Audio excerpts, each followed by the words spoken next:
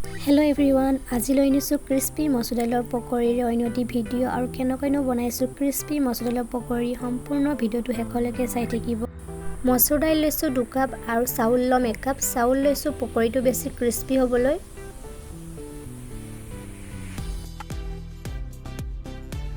আৰু দাইলখিনি ফুলিবলৈ পানী দি 2 ঘণ্টা ৰাখি দিম।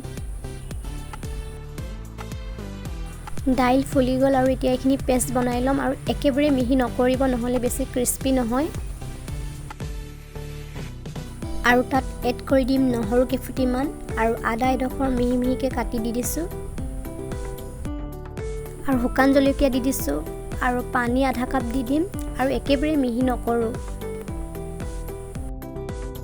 পেষ্ট কৰি ললো আৰু এতিয়া তাত কেঁচা জলকীয়া এড কৰি দিম আৰু এইটো অপচনেল, আপোনালোকে কিমান জ্বলা খায় সেইটো অনুযায়ী দিব। আৰু 2 ফুটি পিয়াজ কাটি এড কৰি দিম।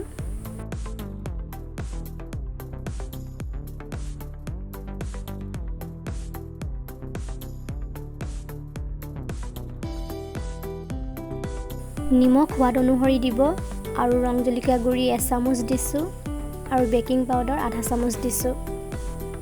এইখিনি এতিয়া ভালদৰে মিক্স কৰি লম।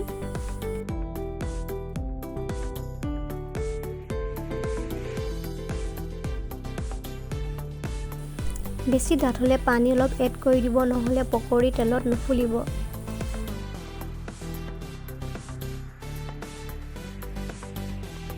কেৰাহী গেছত পাতি দিছো গৰম হ'বলৈ। কেৰাহী গৰম হৈ গল আৰু এতিয়া ৰিফাইন তেল দি দিম আৰু ৰিফাইন তেলৰ লগত আধা কাপ মান মিঠাতেল এড কৰি দিব, তেতিয়া পকৰীবিলাক বেছি ক্ৰিস্পি হৈ খাবলৈ। আৰু তেলখিনি গৰম হ'বলৈ দিম। তেল গৰম হৈ গল আৰু এতিয়া লো ফ্লেমত কৰি পকৰীবিলাক তেলত দিম।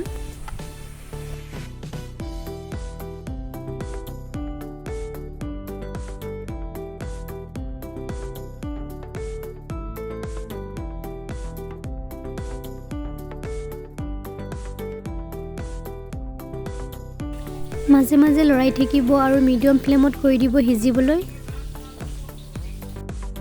ওপৰৰ ভাগটো সিজিবলৈ উলটাই দিব।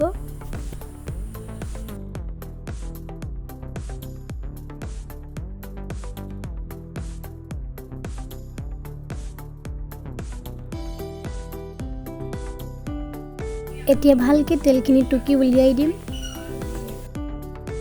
পকৰীৰ লগত খাবলৈ আদা নহৰুৰ চাটনি বনাই ল'ম।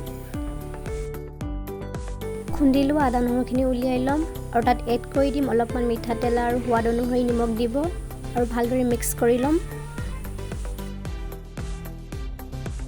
ক্ৰিস্পি মচুৰ দাইলৰ পকৰী ৰেডি। আশা কৰিছোঁ আপোনালোকে মোৰ ভিডিঅ'টো চাই ভাল পালে আৰু আগলৈকে এনেকুৱা ৰেচিপি পাই থাকিবলৈ মোৰ চেনেলটো ছাবস্ক্ৰাইব কৰি দিব। আজিলৈকে ইমানেই। Thank you, bye by.